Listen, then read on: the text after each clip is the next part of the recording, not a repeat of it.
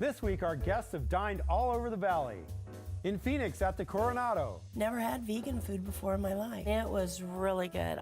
The Hop Stop Diner in Glendale. It was fun. When we walked in, you felt like you were back in the 50s. And in Tempe, Perfect Pear Bistro. It was actually really nice, very contemporary, and good food. Don't miss Check Please Arizona, tonight at 7 on Arizona PBS. Explore new ideas and new worlds here on Arizona PBS, a community service of Arizona State University. I loved Ken Burns' series on the Civil War. It was deeply impacting. I love history. To have those stories told through these letters, through stories of love and loss, it rewrote the book on how to tell a story. When television was invented, there were a lot of people who had dreams about what it could do. I think PBS still aspires for and often succeeds at reaching the highest ideals of what television could be. Coming up next on Arizona PBS, Life and World. PBS Online. Share, tweet, watch. Coming soon to Arizona PBS. From the Palazzo Vecchio in Italy, enjoy the always exciting Andrea Bocelli with maestro Zubin Mehta. And there's more, as host Chad Smith of the Red Hot Chili Peppers We're gonna party, you ready? visits Andrea's Tuscany home and tours the historic city of Florence. Look for Andrea Bocelli on Landmarks Live in Concert. A great performance is special. Friday night at 8 on Arizona PBS. Support for Arizona PBS comes from viewers like you and from Deanne Griebel, now with Moores & Cabot Investments, serving investors since 1890, proudly supports quality programming on 8 Arizona PBS, 480-725-9602. I'm David Goldstein, owner of Biltmore Loan and Jewelry. We buy or loan on upscale assets. We have over 30 years of experience in determining values of automobiles, jewelry, art, collectibles, and antiques. For more information and appointments, BiltmoreLoan.com. From the Cronkite Studios in downtown Phoenix, this is Cronkite News. Support and education are key to fighting the stigma associated with mental illness. Coming up, if your family faces a crisis, how you can work with police to keep everyone safe. It's hot and it's dry outside. You need to be aware because those conditions are now leading to a rise in bear activity. Repaired, remodeled, and reopening nearly a year after being wrecked by rain, a downtown library prepares for a new chapter. Cronkite News starts now. Good evening and welcome to Cronkite News on Arizona PBS. I'm Allison Snell. And I'm Felipe Corral Jr. Thank you for joining us. Many of us know someone who struggles with mental illness. They could be a friend or a family member. But what happens when there's a crisis situation with that person? Reporter Jordan Daphnis attended a forum with the Scottsdale Police Department to learn about how to prepare. The main message from the police, as well as the National Alliance of Mental Illness, put together a mental health crisis plan before you need it and understand the consequences of calling 911. So we want people to be very clear on when you call the police, you call 911, essentially what you're saying is we've lost control. And Officer Dan Antrim wants people to know what they can expect from police. Maybe they want us just to educate their son or talk to their grandfather. And we find out when we're there that no, things have happened, specifically in the case of domestic violence where there's been some sort of violence occurred, we have to arrest people. Having a plan can help diffuse a situation before it escalates to calling 911. Some questions to discuss include, what kind of support should we seek when you are having a bad day? What action should we take if we feel the bad situation is escalating? And in what circumstances should our plan include calling 911? Natalie Summit is the intervention specialist for Scottsdale PD. She says it's important for people to be open to talking about mental health issues. Stigma is what keeps people from getting help.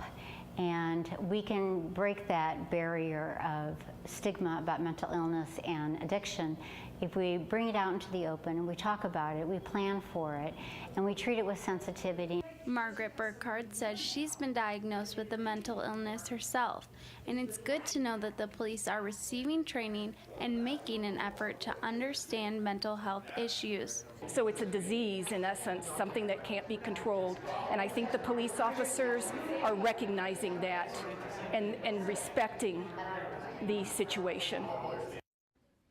45% of the Scottsdale Police Department has gone through crisis intervention training, so you can ask for a CIT officer if you're calling 911 due to a mental health emergency. Those officers may not always be available in all cities. Again, having that plan in place and only calling the police when completely necessary is what they advise. In the Broadcast Center, Jordan Daphnis, Cronkite News. Twitter is one of President Donald Trump's favorite ways of communicating, but does that communication have to go two ways? And does that apply to politicians other than the president? Pat Pobletti in our Washington Bureau has a story of that free speech debate. A federal judge ruled that President Donald Trump violated the First Amendment rights of 7 Twitter users when he blocked them from viewing his real Donald Trump Twitter account. Do those same restrictions apply to members of Congress? Experts disagree. Representative Paul Gosar of Prescott is currently being sued by the Arizona chapter of the American Civil Liberties Union for blocking 2 constituents on social media. Due to the pending lawsuit, Gosar's office declined our request for comment. ACLU attorney Darrell Hill says that Gosar has infringed on the rights of his clients to express opposing viewpoints. He believes that the First Amendment prohibits public officials from suppressing speech on the basis of the speaker's viewpoint, and that the decision regarding President Trump applies to all public officials. But Elliot Mintzberg, senior fellow at People for the American Way, is a little more skeptical. There are some certainly unique things to the president's Twitter account that may or may not apply to what Representative Gosar has done. He says the judge's ruling is narrowly defined to President Trump. Mintzberg believes U.S. District Court in Arizona could rule differently in Gosar's case than its counterpart in New York did in Trump's. In a social media landscape which can quickly turn toxic, it raises the question of where the line of acceptable communication is drawn. Longtime political communications strategist John Randall believes that as public figures, members of Congress shouldn't shy away from public discourse. We need to make sure that we're embracing it, but that we're also trying to encourage debate that, again, that moves the conversation forward. While Gosar has subsequently unblocked his constituents on social media, the White House did not respond to our questions about whether the president has done the same. In Washington, Pat Pobletti, Cronkite News. U.S. Secretary of Homeland Security Kirstjen Nielsen returned to the Arizona-Mexico border today, promising change in border policy. There might be some frustration over decades of perhaps less action than is needed, and I'm here to tell you that this has changed. The president is committed to securing the border. I'm committed to securing the border. Nielsen was invited to visit the Nogales and Douglas ports of entry by Representative Martha McSally. They met with business and ranch owners, custom officers, and the Arizona National Guard, which has been deployed to the border. This is Nielsen's second visit to the border in the past 2 months. The visit comes one day after McSally held a congressional subcommittee hearing in Phoenix on how a lack of security at the border affects the continuing opioid crisis across the country. Also at the border was Arizona Representative David Schweinkert, who's now finding himself wrapped up in an ethics investigation. The House Ethics Committee announced that they're looking into the congressman and his chief of staff. According to the Washington Examiner, the chief of staff spent lavishly on work trips and supplemented his income with a consulting firm.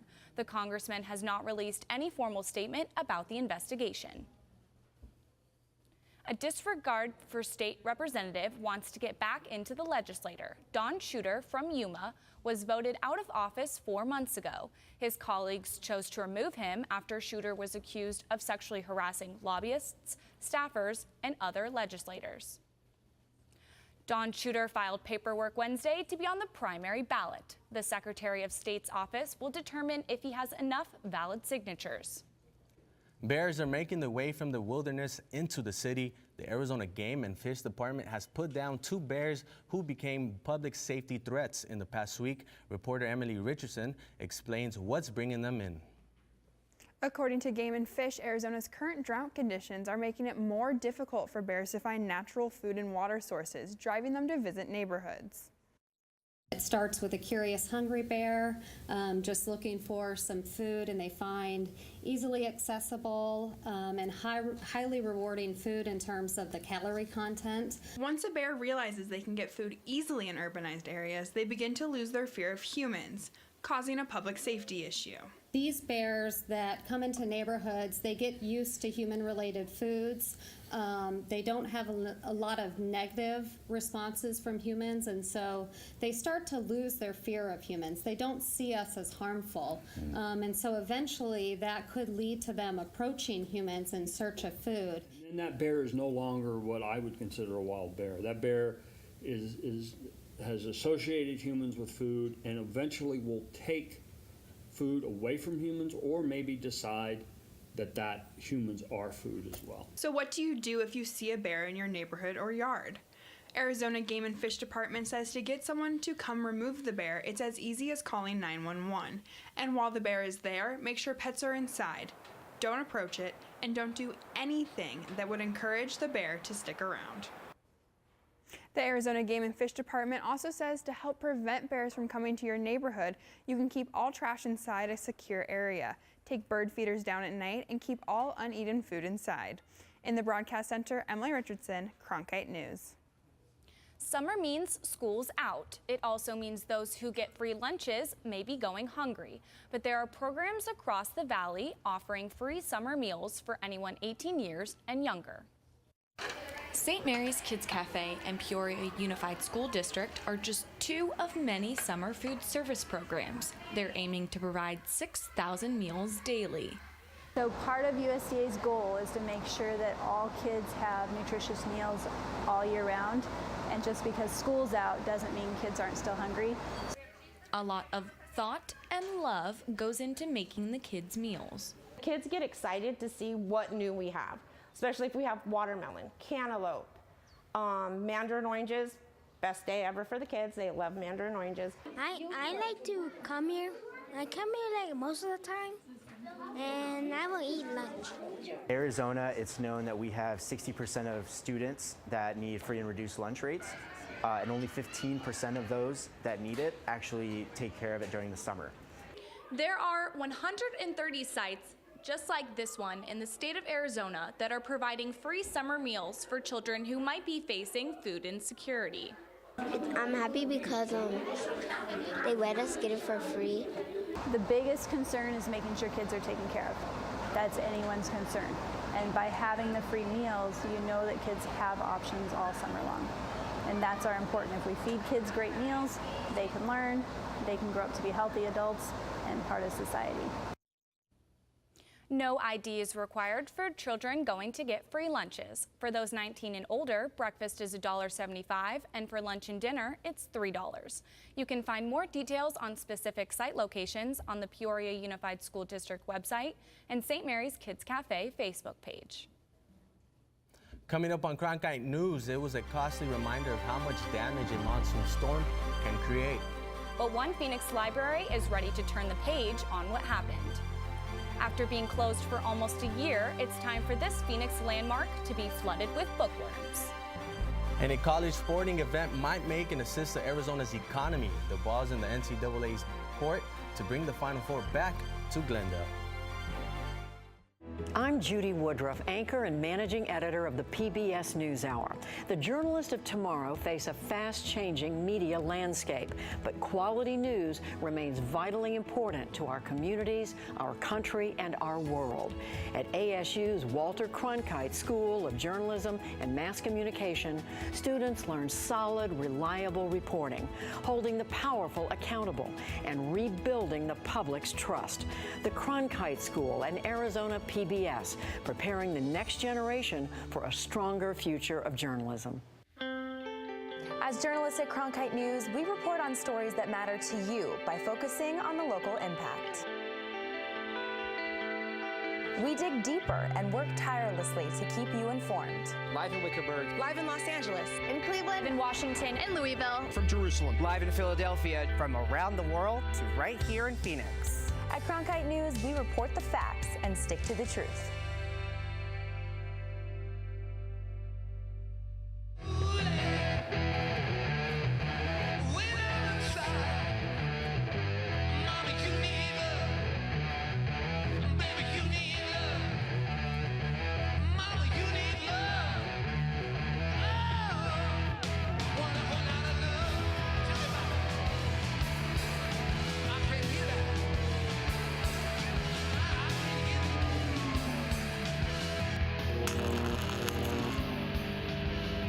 Millions of people die every year from drinking dirty water.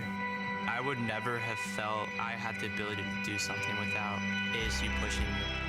We built filtration systems out of local materials with the people. To see those kids drink clean water for the first time, it's the most rewarding feeling that you can ever have. I went to ASU because I wanted to change the world.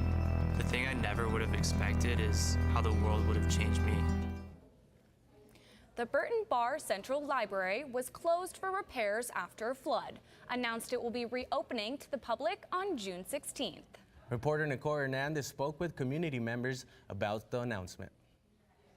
The 5-story building is more than just a library. Its size allows it to provide services to Phoenicians of all ages, and community members are excited for the building to open again. Yeah, it's a nice library, it is. For 11 months, that library has been closed because of flood damage. In July of last year, the building's sprinkler system mistook a dust storm for smoke, causing the pipes in the system to fill with water. Some of the pipes were corroded, leaking water and causing damage. While Burton Bar was closed, City of Phoenix opened the temporary public library at Park Central Mall. It's not quite the same, but I think it's better than having no library downtown at all.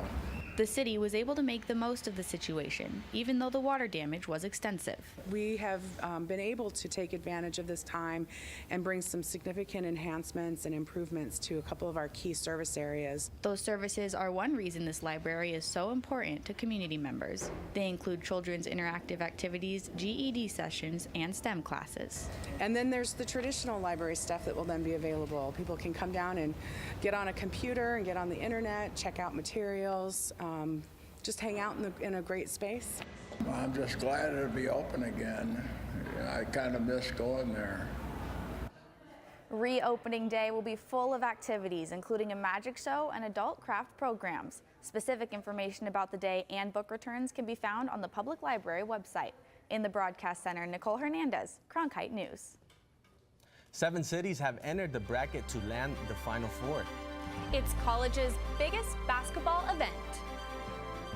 The Valley has taken its shot and now waiting to see if it scores. Ahead on Cronkite News, why March Madness fits into Arizona.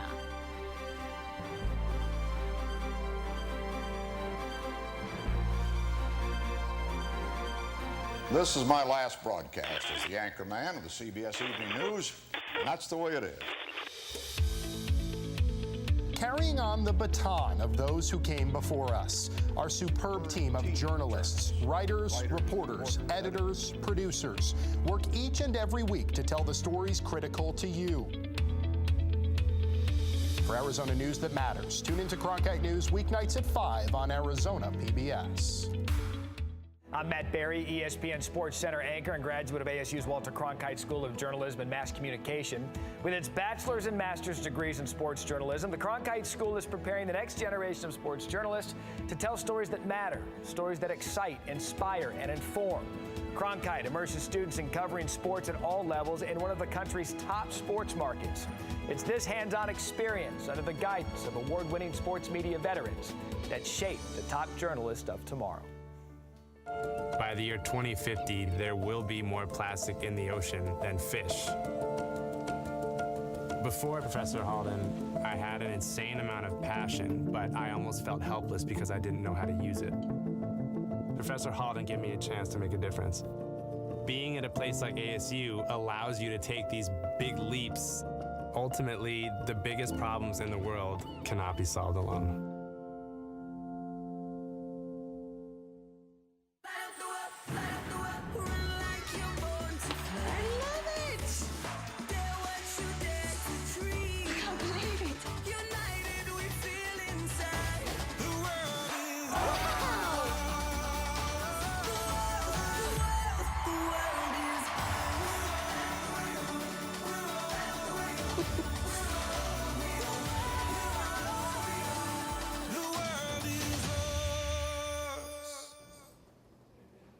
Red flag warnings are in effect for the next couple hours throughout northern Arizona. This comes as of northern Arizona faces a heightened wildfire danger. Without any rain, the high wind gusts can quickly fuel a fire. Currently, much of the state is under extreme fire threat. Tomorrow, we are under an ozone high pollution advisory here in the valley. And this weekend, we could hit 110 degrees. Hannah DeRuiter is here with your weather forecast. Hi, it is currently 99 degrees here in Phoenix with mostly sunny and slight winds. Moving on into our temperatures across the southwest. Up in Colorado, it is 91 degrees in both Grand Junction and Denver. Down in Texas, it is 102 in Lubbock. And over in California with great weather, 68 degrees in Los Angeles over here and 61 degrees up in San Francisco. Now down in Arizona, it is 98 degrees in Yuma and a cool 75 in Flagstaff. Moving on into this evening, at 8 p.m. it is going to be 95 degrees with clear skies, and at 11 it'll be 88 degrees with clear skies as well.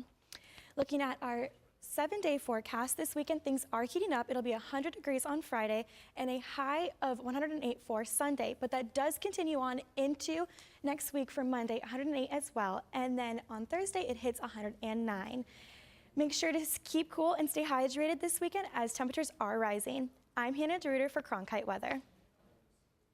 1 week after the NFL announced the Super Bowl's return to the Valley, NCAA officials came to town as the region hopes to bring the Final Four back as well. Cronkite News reporter Stephanie Shields explains how Phoenix could once again be a mecca for championship sports. From 2015 to 2017, the Valley hosted the Super Bowl, the College Football National Championship game, and the Final Four. But now, Phoenix has its eyes set on another string of championships. The Super Bowl is set for 2023, but the Valley hopes to bring back the Final Four sometime between the years 2024 and 2026. This region is blessed with a lot of expertise on putting together large events. That's Glendale City Manager Kevin Phelps on the heels of last week's announcement that Super Bowl 57 will be played at University of Phoenix Stadium. Now, the NCAA Men's Basketball Final Four could follow the Super Bowl back to Glendale.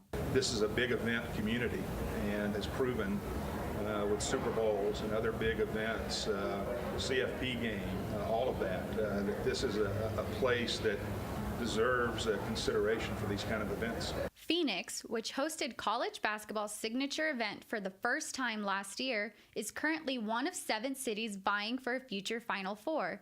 While stadiums are a major factor for the NCAA selection committee, it goes beyond the games as they search for cities with the best fan experience potential. Valley organizers believe they proved their college basketball mettle in 2017 with both the games in Glendale and the fan events in downtown Phoenix. These fans just want to come here and have a great time. And because some of them are traveling with families or some of the alumni are traveling with, former classmates, they want to come and experience Arizona. So for us, it's really how do we change that up? What kind of experiences can we offer? We've just gone through an event in 17, and you have a track record of hosting wonderful big events in this community and have shown many times that you can kind of flex your muscle and get things like this done. The Phoenix Local Organizing Committee will make its final presentation to the NCAA on July 11th, with the host site announcements following shortly after. In Phoenix, Stephanie Shields, Cronkite News. No Arizona students made it onto the final stage tonight for the Scripps National Spelling Bee. A total of 8 Arizona students qualified for this year's tournament. Half of them did make it through the first 3 rounds. The Spelling Bee champion will win $40,000 in cash, a savings bond, along with other prizes. It airs on ESPN. What would you do if you could travel for less than $5? A European bus company has rolled its way onto the American roads. Up next, we take a look at how these green buses are changing the game for bus travel in the U.S.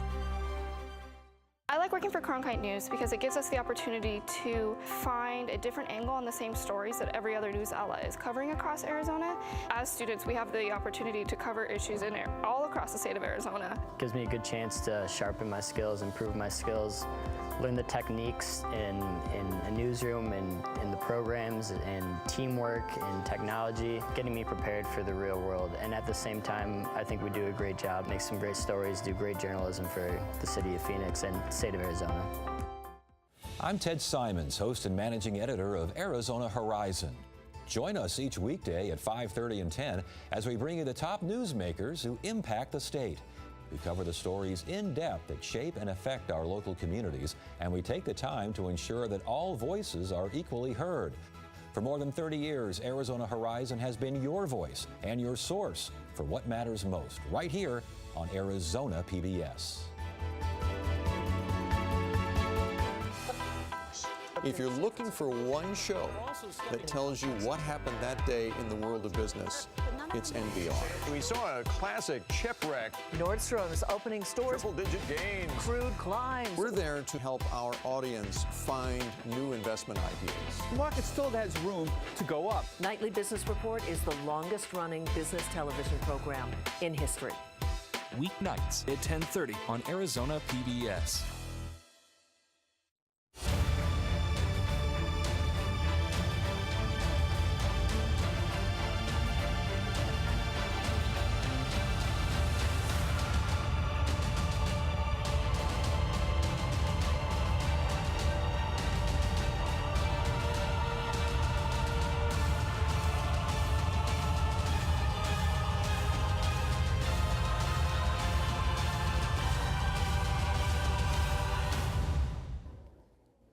Today, President Donald Trump met with families of victims from the Santa Fe High School shooting.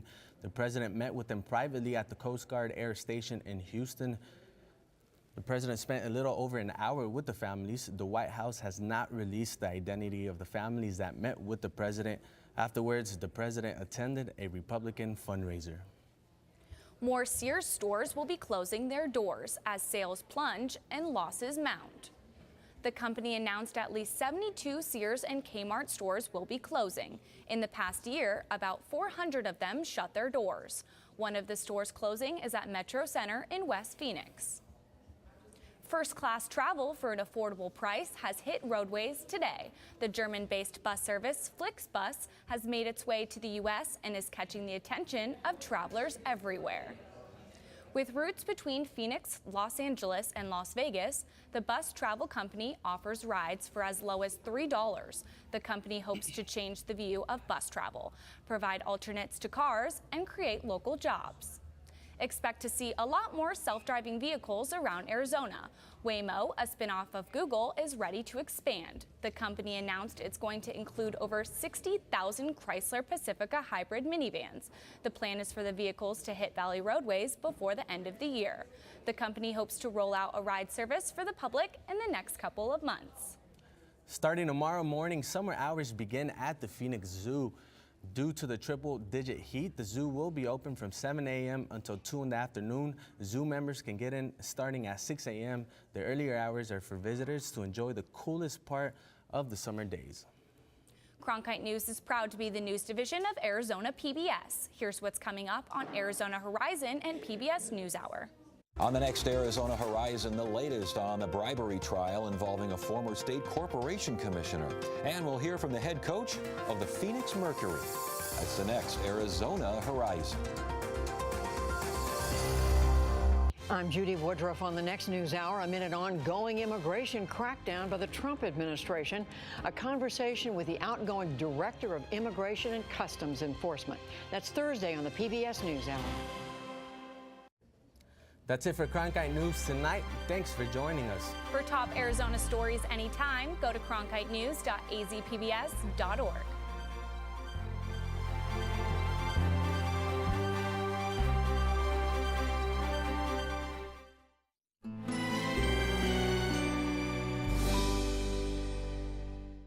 Coming up on Arizona Collectibles. The condition is just 10 out of 10. It's truly an honor to have this in front of me. What did you originally pay for it? At the most, $150, $200. Wow. It's gone up a little bit, huh? Tonight at 7:30 on Arizona PBS. Explore new ideas and new worlds here on Arizona PBS, a community service of Arizona State University.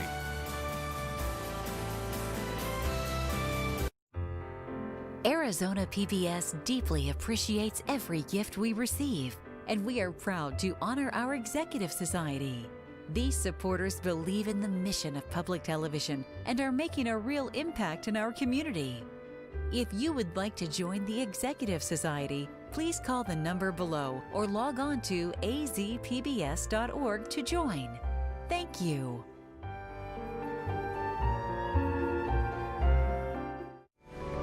Coming up next on Arizona PBS, Life and World. Arizona PBS congratulates its winners of the 2018 Telly Awards. With 17 trophies, the most in station history, Arizona PBS continues its tradition of producing award-winning local programming and its dedication to excellence for viewers like you. Thank you. Coming soon to Arizona PBS. Hi, I'm Alberto Rios. This week on Books and Company, author, poet, social critic Hanif Abdurraqib. We're talking today about They Can't Kill Us Until They Kill Us. There's a big moment that I am always trying to reach for. I try to build a narrative around that. Friday night at 7:30 on Arizona PBS. Would you like incredible health? Lose weight and keep it off for life? Reduce your dependence on medications? Get a great night's sleep and pop out of bed filled with energy? Hi, I'm Dr. Joel Furman. Please join me to learn how in 3 steps to incredible health. Friday night at 9:30 on Arizona PBS. Support for Arizona PBS comes from viewers like you and from Arizona Highways Magazine is for people who strive to enjoy and are inspired by Arizona's unique outdoor experience, rich history, and diverse culture. Subscription information at arizonahighways.com/PBS. Like you, we get up and go to work every day. We're on the job, keeping you connected at home, at work, and to what matters most. Others count on you, so you can count on us. We're here restoring power quickly when storms hit, even fixing issues before they happen. We're making solar more reliable, investing in battery storage, and constantly updating the grid. We're here working 24/7, keeping Arizona on.